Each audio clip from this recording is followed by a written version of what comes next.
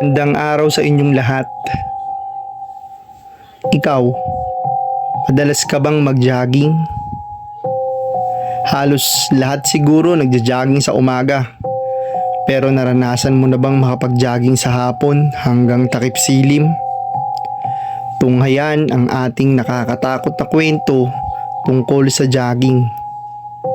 At sabay-sabay tayong maghanda sa pagpasok sa takip silim. Magsisimula ang ating kwento sa isang babaeng nagngangalang Charlotte o Cha. Isang call center agent si Charlotte sa Alabang. Isa siyang taong mahilig sa adventure at madalas gusto niya yung nag-exercise paminsan-minsan gaya ng pagja-jogging dahil yun ay nakakatulong sa kanya para ma-relax.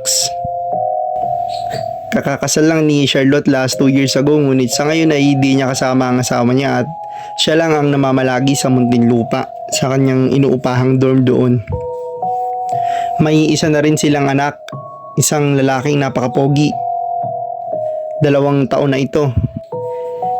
Iniwan niya muna ito sa piling ng kanyang nanay sa napakaganda nilang probinsya ng Camiguin.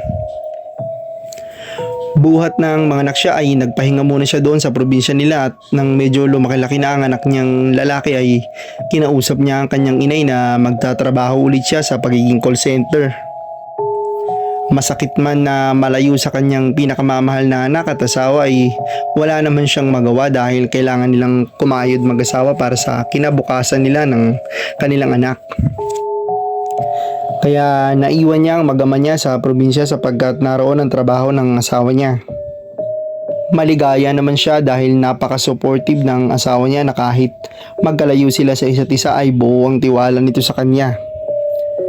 Ayaw din naman kasi ng asawa niya na pigilan nito si Cha sa kanyang mga nais gawin sa buhay.